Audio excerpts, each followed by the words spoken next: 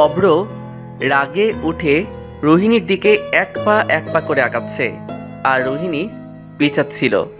অব্র শয়তানি হাসি দিল, রোহিণীর দিকে এগোতে লাগলো। রোহিণী অব্রের মতলব আন্দাজ করতে পারল। রোহিণী ভয়ে পিছাতেই লাগলো, আর অব্র এগোতে লাগলো। রোহিণী দেয়ালের সাথে মিশে গেল। অব্র দেয়ালে হাত দিয়ে রোহিণীর মুখের কাছে নিজের মুখ নিল। রোহিণী ভয়ে চোখ অফ করে ফেলল। অব্রের আর রোহিণীর মাঝে শুধু সামান্য জায়গা আছে। রোহিণী ঘেমে একাকার। অব্রের প্রতিটি নিঃশ্বাস রোহিণীর কপালে পড়ছে, আর রোহিণী নিঃশ্বাস অব্রের বুকে পড়ছে। অব্র রোহিণীর ঠোঁটের দিকে আগাতে লাগলো। দরজায় বেল পড়ল, তাই অব্র রাগটা চেপে দরজা খুলে দেখল মনু কাকা। কি চাই? স্যার, আপনার পার্সেলে। মনু কাকার থেকে পার্সেলগুলো নিয়ে দরজা লাগিয়ে দিলাম। পিছন ফিরে দেখি মেয়েটা আগের জায়গায় দাঁড়িয়ে কাঁপছে, ঠোঁটগুলো কমলার খোসের মতো। এমনি পাগল হয়ে যাই, না জানি নাইটি পরলে। অব্র বেডে রোহিণীকে ইশারা করে কাছে এসে বলল। রোহিণী দেখলো অব্র ইশারা করছে কাছে যাওয়ার জন্য, কিন্তু রোহিণী অব্রের কাছে না গিয়ে মাথা নিচু করে দাঁড়িয়ে আছে। অব্র এবার রোহিণীর সামনে গেল। রোহিণী মাথা নিচু করে আছে। এভাবে জোর করে স্বাদ ভালো পাওয়া যায় না, তাই কি করা যায়? বুঝতে পেরেছি। অব্র অভিনয় করে ইমোশনস নিয়ে রোহিণীকে হাতের ইশারায় বোঝালো সে তার স্বামী, আর স্বামী ও স্ত্রীর মধ্যে এসব হয়। রোহিণী ভরসার চোখে অব্রকে দেখো। অব্র রোহিণীর হাত ধরল। রোহিণী আর বাধা দিল না। অব্র রোহিণীর কপালে চুমু দিল। রোহিণী একটু কেঁপে উঠল। অব্র রোহিণীকে নাইটি দিয়ে বলল পরে আসতে। হাতের ইশারায় বলল অব্র। রোহিণীও হাতে ইশারা দিয়ে বলল এত ছোট কাপড় বাচ্চারা পরে, আমি পরবো না। অব্র হাতের ইশারায় বলল না, শহরে সবাই এমনি পরে। রোহিণী তারপর না বলে দিল। অব্র আর ফোর্স করল না। রোহিণীকে এক টানে নিজের কাছে আনলো, তারপর কপালে, ঠোঁটে, গালে, গলায় ছোঁয়া দিতে লাগলো। রোহিণীও তাল মিলিয়ে দিল। রোহিণীকে কোলে করে অব্র বেডের দিকে যেতে লাগলো। আজ আর রোহিণী বাধা দিল না। রোহিণীও তো এতদিন চাইতো তার জামাই তাকে ভালোবাসতো। আজ হয়তো রোহিণীর ইচ্ছা পূরণ হয়েছে, আর অব্রের স্বাদ মিটিয়েছে। পরের দিন সকালবেলা রোহিণী গ্রামে থাকে, তাই তার তাড়াতাড়ি ওঠার অভ্যাস। আজও সে ঘুম থেকে ভোরে উঠছে। রোহিণী কোনো রকম ওড়না টেনে ফ্রেশ হতে গেল। রোহিণী তার শরীরে অনেক দাগ দেখল। দাগগুলো এখন লাল হয়ে আছে। রোহিণীর শরীরটাও খুব দুর্বল। কোনো রকম পানি ঢেলে এসে সোফায় বসে পড়ল। রোহিণীর এই চার দেওয়ার ভালো লাগছে না। বারবার অব্রের দিকে তাকাচ্ছে, দেখছে অব্র উঠেছে কিনা, কিন্তু অব্রকে সে পরে পরে ঘুমাতেই দেখছে। নিহাল সারা রাত জেগেছিল। মিমের সাথে ফোনে কথা বলে বলে রাত পার করে দিয়েছে। ভোরের দিকে ঘুমিয়েছে। সকাল 10টায় অব্র ঘুম থেকে উঠে দেখে সোফায় রোহিণী ঘুমিয়ে আছে। অপূর্ব লাগছে রোহিণীকে। হলুদ শাড়ি, ভিজা চুল, টপ টপ করে পানি পড়ছে কিছু মেঝেতে, আবার কিছু পানি রোহিণীর হাতে। নাকে ছোট্ট নাকফুল ফুটে আছে। ঠোঁটের কোনায় কামড়ের দাগে একটু ফুলে গেছে। তারপরও অপূর্ব লাগছে। রোহিণী একটু নড়ে চড়ে উঠলে অব্রের হুঁশ হয়। অব্র রোহিণীকে ডেকে ফ্রেশ হতে চলে যায়। রোহিণী একটু হলেও লজ্জা পায়।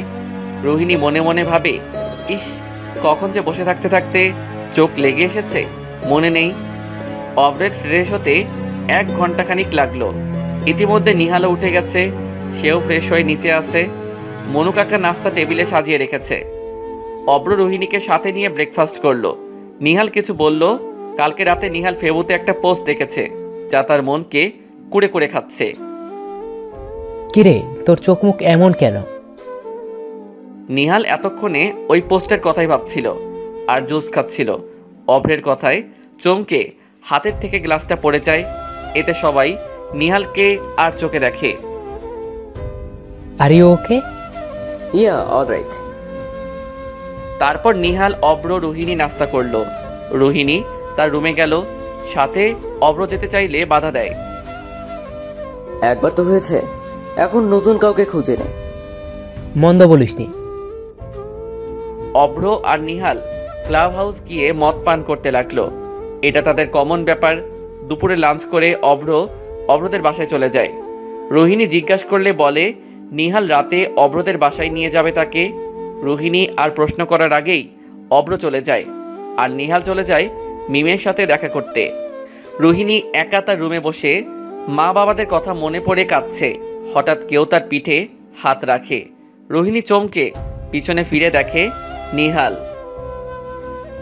কাঁদছো কেন? রোহিণী মা বাবার কথা বলল ইশারায়। ও, কানা অফ করে রেডি হও, তোমাকে এখনই দিয়ে আসবো। রোহিণী ইশারায় জিজ্ঞেস করলো কই নিহাল। কতক্ষণ চুপ করে রইল, তারপর বলল অভ্রদের বাসায়। রোহিণী শুনে খুশিতে রেডি হতে লাগলো। নিহাল রোহিণীর রুম থেকে বেরিয়ে দেয়ালের সাথে মিশে দাঁড়িয়ে ভাবতে লাগলো রোহিণী কি কানে শুনে নাকি? অভ্রের বাসায় যাবার কথাটা তো আমি ইশারাই বলিনি, তাহলে শুনলো কিভাবে? না, বিষয়টা ভাবাচ্ছে। রোহিণী রেডি হয়ে মনু কাকার থেকে বিদায় নিয়ে গাড়ির ডোর নিয়ে টানাটানি করছে, কিন্তু ডোরটা খুলছে না। এটা দেখে নিহাল বলল ওয়েট, আমি আসছি। রোহিণী একটু লজ্জা পেল। রোহিণী, এ মা, কি লজ্জা কি লজ্জা! গাড়ির দরজাটা পর্যন্ত খুলতে পারলাম না, তাহলে কিভাবে স্বামীর পরিবারের কাজ করে মন জোগাবো? কি দাঁড়িয়ে থাকবে নাকি সিটে বসবে? রোহিণীর ভাবনায় ছেদ হলো। নিহালের দিকে তাকিয়ে মাথা নাড়িয়ে হ্যাঁ সূচক দিয়ে গাড়ির সিটে বসলো। নিহাল রোহিণীর সিট বেল্ট বেঁধে দিল। এতে রোহিণী একটু কেমন কেমন লাগলো। নিহাল কার ড্রাইভ করতে লাগলো, আর রোহিণী তার অভ্যাস অনুযায়ী ঘুমিয়ে পড়ল। রোহিণী নিজেও জানে না কোথায় নিয়ে যাচ্ছে, কি তার ভাগ্য। অভ্র কি তাকে বউ হিসেবে কখনো মানবে? নিহাল কি ভালো? নিহাল কি সত্যি অভ্রদের বাসায় নিয়ে যাচ্ছে নাকি অন্য কোথাও? এসব প্রশ্ন থেকে রোহিণী বহু দূরে। রোহিণীর মনে আছে অভ্রকে নিয়ে বিশ্বাস ভরসা, স্বামীর ভালোবাসার ছোঁয়া। গাড়ি চলতে লাগলো নিহালের মন মতো। রোহিণী ঘুমের দেশে ঘুরতেছে, নিহাল রোহিণীর সাথে পার্কে ঘুরতেছে আর বাদাম খাচ্ছে। নিহাল রোহিণীর হাত ধরল। নিহাল মুচকি হাসি দিল, সাথে রোহিণীও। কি হলো নিহু? সরি, আর নিহু বলবো না। নিহাল, শুনি, আর রাগ করিস না প্লিজ, চুপ করে থাকিস না। তুই ছাড়া আছে বা কে আমার? কথা বল। এবার মাফ করলাম, আর কখনো বলবে না। কি রে দেবদাস, বাসায় যাবি না? চল। নিহাল রোহিণীকে রোহিণীদের বাসায় দিয়ে নিজের বাসায় গেল। আজ 4 বছর রোহিণী আর অভ্রের বিয়ে হয়েছে। অভ্র যে তার স্বাদ মিটিয়ে চলে গেছে, তারপর থেকে রোহিণীর সাথে দেখা করেনি, পা পর্যন্ত পড়েছে। তারপর অভ্র ফিরে তাকায়নি। সেই 4 বছর আগে নিহাল রোহিণীকে লাভলি ড্যান্স বারে দিয়ে আসেনি। নিহাল রোহিণীকে নিহালের অন্য বাসায় নিয়ে যায়। তারপর রোহিণী, তুমি কি কানে শুনতে পাও? রোহিণী মাথা নাড়িয়ে হ্যাঁ সূচক জবাব দিল। আলহামদুলিল্লাহ। শুনো রোহিণী, আমি যা বলবো তা সব সত্যি। আমি জানি আমি অন্যায় করেছি, কিন্তু তারপর ফেসবুকে ওই পোস্টটা দেখে আমার মন চাইল না তোমাকে খারাপ জায়গায় দিয়ে আসি। রোহিণী হাত দিয়ে ইশারায় বলল কি বলছে, মাথায় ঢুকছে না। রোহিণী তোমার শরীর দিয়ে অভ্র চাহিদা মিটিয়েছে। ও কখনো তোমার বউ হিসেবে মানে না, তোমাকে খারাপ লোকদের কাছে বেচে দিয়েছে। এখন আমি তোমাকে সেইখানেই নিয়ে যাচ্ছি। রোহিণী রাগে কষ্টে কান্না করতে লাগলো। রোহিণী প্লিজ কান্না করো না। তুমি কান্না করলে নিজেকে অপরাধী লাগে। দেখো, তুমি কান্না করলে কিন্তু অভ্র তোমাকে আরো খারাপ ভাববে। দেখো রোহিণী, অভ্র একটা ইউটিউবার, ও কখনো তোমাকে মেনে নিবে না। তুমি কথা বলতে পারো না, স্টাইল করে চলো না, স্টাডিয়ান অনেক কিছুই তুমি করো না বা নেই। তুমি অভ্রকে পেতে হলে কথা বলতে হবে, স্টাইল করতে হবে, পড়াশোনা করতে হবে। তাই আমি বলি কি, তোমাকে গ্রামে দিয়ে আসি, তুমি চলে যাও। রোহিণী কান্না করতে লাগলো আর ভাবতে লাগলো বাবা মাকে এই মুখ কিভাবে দেখাবো। কলঙ্ক তো অনেক করেছি, এখন আর কলঙ্ক করতে চাই না। আমি এখন গ্রামে গেলে হয়তো ওই দিনের মতো মারা যেতে চাইবে। ওই বাঁচিয়েছিল বলেই সবাই এখন কেউ বাঁচাবে না। গ্রামের সবাই এক ঘোড়া করে দিবে। মনে মনে এসব ভাবছে আর কাঁদছে। কেঁদে লাভ নেই, চলো তোমায় গ্রামে দিয়ে আসি। রোহিণী না বলল, আর বলল তাকে এই খারাপ জায়গায় দিয়ে আসতে। বাবা মা বেঁচে তো যাবে, একগোড়া হতে তো হবে না। হই না খারাপ, তাদের সুখই আমার সুখ। নিহাল এই কথা শুনে রাগে গজগজ করতে করতে চলে গেল বাসা থেকে। রোহিণী কান্না জুড়ে দিল। কিরে, রোহিণীকে দিয়ে আসছিস তো লাভলি ডান্স বারে? নিহাল ভেবে পাচ্ছে না কি বলবে। সতীটা বললে রক্ষে রাখবে না, আর নিহাল অব্রকে বলতে চাচ্ছিল, কিন্তু কে যেন নিহালকে ধাক্কা দিল। নিহালের হাতের থেকে ফোনটা পড়ে গিয়ে সুইচ অফ হয়ে গেল। Are you mad? Sorry sir, এই নিন। এই পোস্টার দিয়ে আমি কি করব? সারাদিন তো পড়বেন অ্যান্ড অন্যদের বলবেন।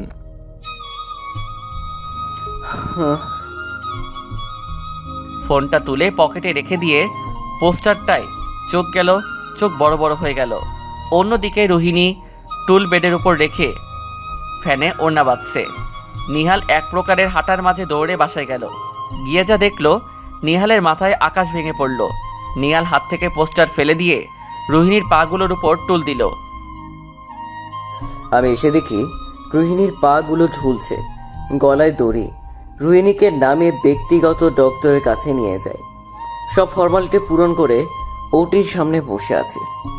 30 মিনিট পর ওটি থেকে বের হলো ডক্টর। ডক্টর, রোহিণী কেমন আছে? ঠিক আছে তো? আমি কি কেবিনে যেতে পারবো? আপনি এত ব্যস্ত হবেন না, পেশেন্ট ঠিক আছে আল্লাহর রহমতে, তেমন ভয়ের কিছু নেই। হ্যাঁ, কিন্তু আর একটু দেরি হলে হয়তো তুমি ওটি থেকে কেবিনে শিফট করলে যেতে পারো। ও thank God. Thank you doctor. এটা আমার দায়িত্ব। এই বলে ডক্টর নিজের কাজে চলে যান। রোহিণীকে ওটি থেকে কেবিনে শিফট করে দিয়েছে। নিহাল বসে আছে রোহিণীর সামনে। নিহাল তাকিয়ে দেখে রোহিণীর চেহারাটা মলিন হয়ে আছে, ঠোঁটগুলো কেমন যেন হয়ে আছে, ঘুমিয়ে রয়েছে। তারপর চোখ দিয়ে পানি পড়ছে। খুব মায়াবী লাগছে রোহিণীকে। নার্স চলে যায়। প্রায় 4 ঘন্টা পরে সেন্স ফিরে রোহিণীর। নিহাল মিমের সাথে কথা বলছে, বললে ভুল হবে, কিছু পার্সোনাল বিষয় নিয়ে ঝগড়া করছে। নিহাল খেয়াল করলো রোহিণী বাচ্চাদের মতো মিটমিট করে চোখ খুলছে আবার অফ করছে। চোখ খুলতে পারছি না, জ্বলছে হালকা, আর মাথায় পেন হচ্ছে প্রচুর, সাথে গলায় প্রচণ্ড ব্যথায় কান্নাও করতে পারছি না। উঠতে চাইলাম কিন্তু পারলাম না। আরে তুমি উঠছো কেন? শুয়ে থাকো, রেস্ট নাও। রোহিণী কান্না করতে লাগলো। নিহাল একটু ধমকে সুরে বলল, এইখানে রেখে চলে যাবে কান্না করলে। রোহিণী এটা শুনে কান্না অফ করে ফুপাতে লাগলো। নিহাল এটা দেখে না হেসে পারল না। একটু হেসে ডক্টরসদের ডাকতে গেল। রোহিণী কান্না করতে লাগলো এই ভেবে যে ওকে এখানে রেখে বাসায় চলে গেল নিহাল, উঠতে পারছে না। ডক্টর আসলো নিহালের সাথে। রোহিণী নিহালকে দেখে মনে একটু শান্তি পেল। নিহাল দেখে রোহিণী কাঁদছে। ডক্টরের সামনে কিছু বলল না রোহিণীকে। ডক্টর চেক আপ করলো। শি ইজ ওকে, এখন আপনি বাসায় নিয়ে যেতে পারবেন। ওকে, থ্যাংক ইউ।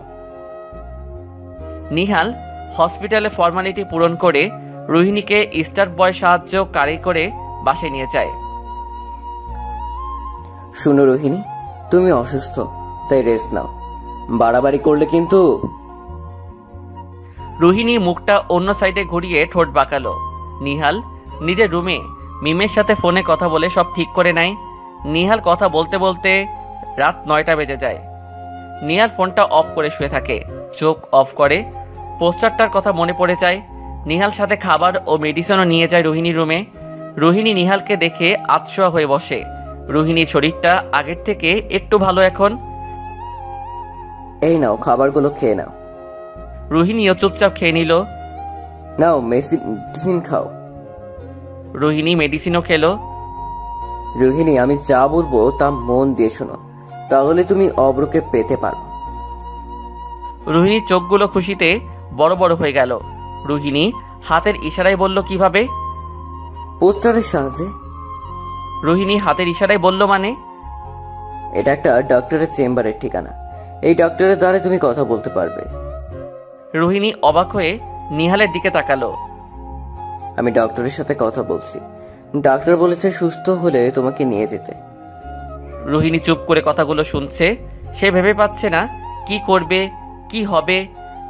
ওকে, তুমি ঘুমাও এখন। নিহাল নিজের রুমে চলে গেল। রোহিণী খুশিতে সারা রাত ঘুমায়নি। রোহিণী ভেবেই অস্থির, সে কথা বললে কিভাবে কথা বলবে, কেমন কণ্ঠ হবে তার। কিছুদিন পর রোহিণী সুস্থ হলে নিহাল ডক্টরের কাছে নিয়ে যায় আর ছোট একটা অপারেশন হয়। তারপর 4 মাস পর কথা বলতে পারে রোহিণী। প্রথম প্রথম কথা বলতে রোহিণীর খুব কষ্ট হয়। রোহিণীকে স্টাইলিশ, পড়াশোনা এসব শেখাতে আরও 3 বছর লাগলো। পড়াশোনা শেষ হয়নি, আরও বাকি আছে। রোহিণী ইংরেজিতে কথা বলতে পারে। সময়ের সাথে সাথে নিহাল আর রোহিণী বেস্ট ফ্রেন্ড হয়ে যায়। মিমের বিয়ে হয়ে যায়। মিমের বিয়ে হয়ে গেলে রোহিণী নিহালকে খুব টাইম স্পেন্ড করে। রোহিণী এখন একাই কার ড্রাইভ করতে পারে। রোহিণী পড়াশোনা পাশে পাশে একটা ঈদের জন্য নাটক করছে, এখনও রিলিজ হয়নি। রোহিণী এখন কলকাতায় ফ্যাশন ডিজাইনার, তাই এখানে কাজের সূত্রে থাকে। রোহিণী সব জায়গায়ই নিহালকে নিয়ে যায়, কিন্তু মিডিয়ার সামনে নিহাল রোহিণীর সাথে থাকে না। অব্র সব জেনে যাবে, তাই মিডিয়ার জন্য রোহিণীর হোটেল থেকে কিছু দূরের হোটেলে থাকে নিহাল। আজকে পার্কে দুজন ঘুরতে গেছিল, অনেকটাই এনজয় করেছে। সেখান থেকে রোহিণীকে ড্রপ করে নিজের বাসায় যায়। এরপর কি হয়েছে জানতে চান? জানতে চাইলে সাবস্ক্রাইব করে পাশে থাকা বেল বাটনটিতে ক্লিক করে রাখুন।